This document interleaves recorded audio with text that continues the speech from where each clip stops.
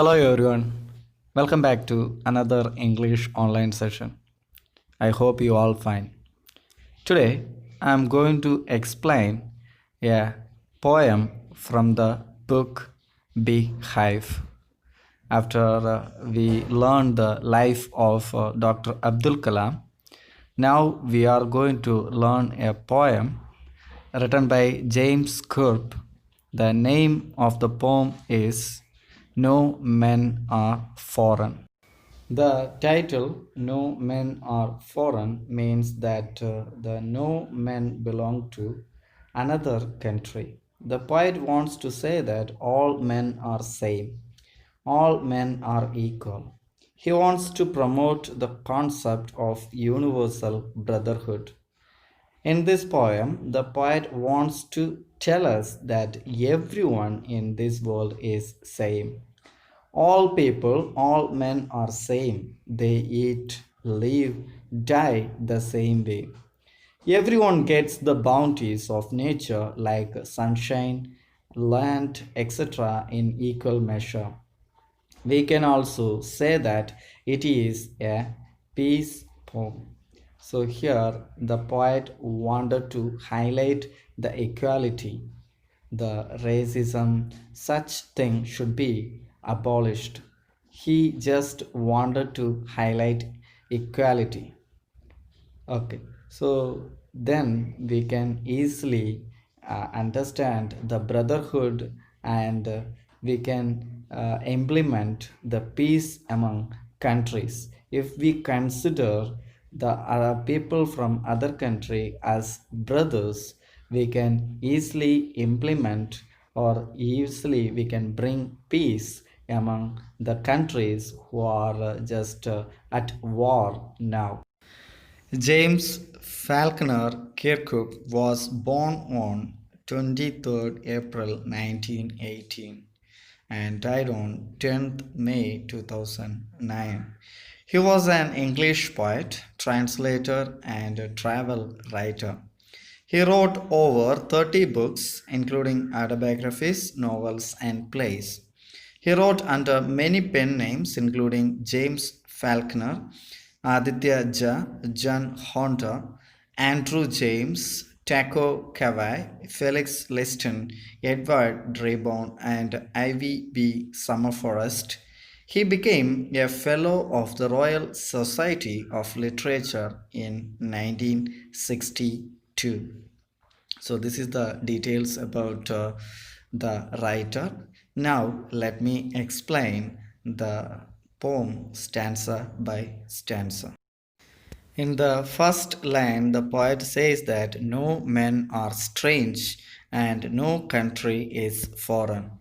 So he is attempting to remove the borders from the earth which have been erected to separate different countries. Then only no country will be foreign. We will feel every country as our own land. When there will be no borders, everyone will be free to move around. The poet wants to say that the entire earth is one and all. The people who live on this earth belong to one human race. Then he says that inside the uniforms worn by soldiers of different countries, the human being is the same.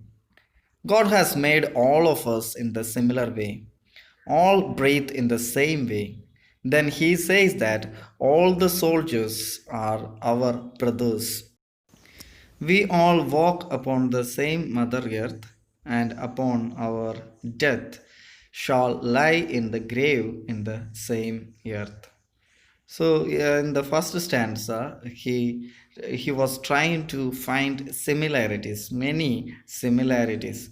Even though we have different lifestyles, we have different skin tone, all those things, but as a human race, we all the same, and we all living in the same earth, and we are enjoying same life. Even he is saying the different uniforms of soldiers. Different countries have different uniforms. In that also, the person wore that uniform, all these men are same. They all belongs to human race. So just avoid the borders. Now let me explain the second stanza. It starts with they too and ends with our own. They refers to those people who belong to the foreign countries. We call them foreigners and discriminate them and fight with them also. The poet says that nature has given all the bounties to all people also, just like he has given to us. Everyone gets sunlight, air, and water in equal measure, which means that God does not discriminate between people from different countries. We all do farming during the time of peace. When there is no war, we live a relaxed life and eat the things given to us by nature. Further, he adds that the way we starve during wars and winter time is the same for those who belong to other countries. Even they don't get food at that time. So he wants to say that foreigners who belong to another country and we both are same. And then the poet says that even their hands are same as ours. They work very hard just like we do. He is giving all these examples to convey to the reader that there is no difference in us and the people belong to another country. Here, the poet is trying to bring as much example as possible to make us believe that even though we are living in different countries, but we all human race, we all same, our life almost same. Okay, like we just enjoy our harvest the same way others also do. When we starve, when we feel the lack of food, the same the other people also feel, and the way we work, the same way they work. Everything he is bringing each and every such points to make us understand that there is no basic difference. We are creating the differences, we are creating the borders between the countries, and many ways we are same, but we are not ready to see those things. But all the time we are concentrating on the differences we have. Basically we are same, all the humans are same. This is what the poet is saying. Now let's see the third stanza, and it starts from remember and ends and understand. The poet asks the reader to remember something. He says that we should keep in mind that the people of another country, whom we think to be our enemies, have been bestowed by God with a similar appearance like us. God has given them eyes like ours, which open when awake and close when we are asleep. Similarly, He has given them strength which we can win through love. Then He says that in every country, in every land, there is one common thing, that is life. Life means all the things that are living. And if we can recognize them and if we can understand their feelings and realize that they are like us, then there will be no fights or wars between us. If you all see, you can hear a lot of news about war, fights, and terrorist attacks. And he the poet, he is against all these things. All these notorious things are against human race, and it's all comes from this discrimination, finding differences, and these things are coming from the narrow minded thinking. If you think broadly, you will understand that, like the poet says, we all the same. There are no borders needed. If we are ready to share and care others, we should have a broad mind to see that all the human in the earth, all the living beings around us, and they are same as, or they have the equal right like us to live in this earth. Now, the fourth stanza begins with letters and ends each other. The poet says that we should remember that whenever someone tells us to hate a person from another country, to think him as our enemy.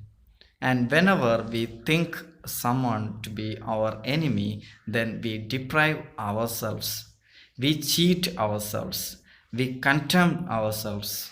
He says that we should stay away from such negativity. We should not consider anyone to be our enemy. During a war, both the parties must bear the loss. And that is why the poet says that war is not in our favor. He says that whenever we pick any weapon against someone, we should remember one thing. Look at here, the poet is giving a broad perspective about life. Here, the poet asking us we should not hate anyone. If someone asking us to hate the people from other country, you should not hate them because we are same. The person who is injecting the poison of hatred, you should stay away from that sort of negativity. This is the poet wanted us to do because he already told us that each and every living being, the human race in the earth are same.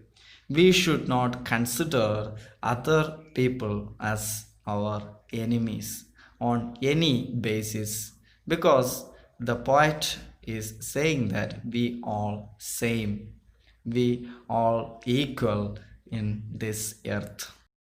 Now let's see the final stanza of this poem, and the lines starts like it is the from that country's strange, the final line of this poem. The poet is telling us we should keep in mind that whenever we pick weapons against any person, we make the earth dirty because weapons kill people. And their bodies, which fall on the earth, make it dirty. Whenever war happens, it leads to a lot of bloodshed, fire, and death. These dead bodies accumulate on the earth and it make it impure. The fire of war which erupts, the smoke which comes out, the dust which fills the air, it is so dirty that it pollutes and outrages the purity of the air. With all these things, the poet wants to give us a message that we should not indulge in war. Finally, he ends the poem by writing the first line in reverse and saying that, remember, no men are foreign and no countries strange. So, this is the message of this poem. He wanted us to consider all the people around us as brothers. We should develop a brotherhood and we should not consider anyone as our enemies. Now let's see the literary devices or poetic devices used in this poem. The first one is alliteration. Before that, this poem was written in free verse. There is no rhyme scheme followed in this poem. Okay, let's see. The first one is alliteration. The repetition of a consonant sound in two or more closely placed words is called alliteration. So two or more words starts in the same consonant sound.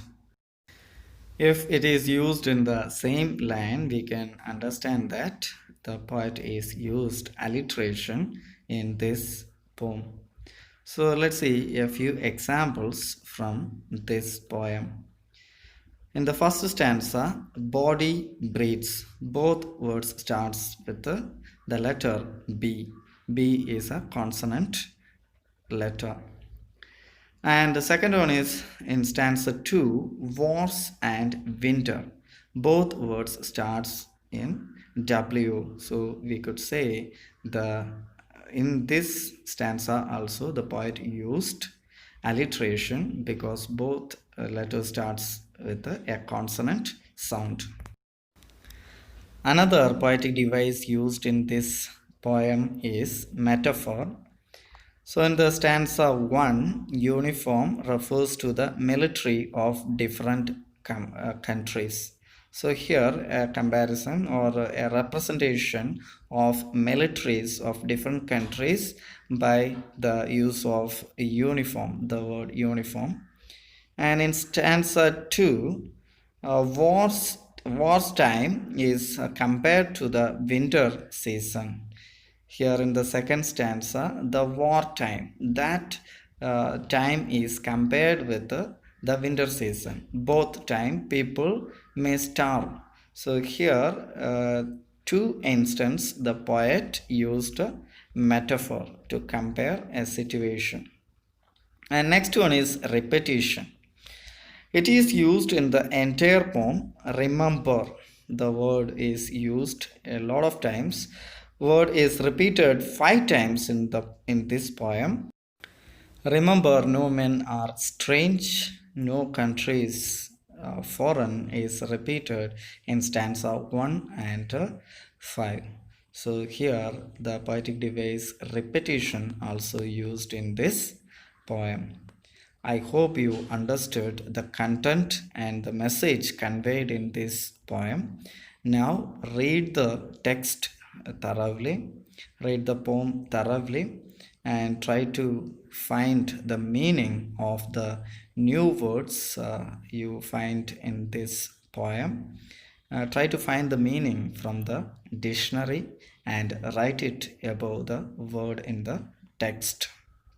See you in the next class. Bye.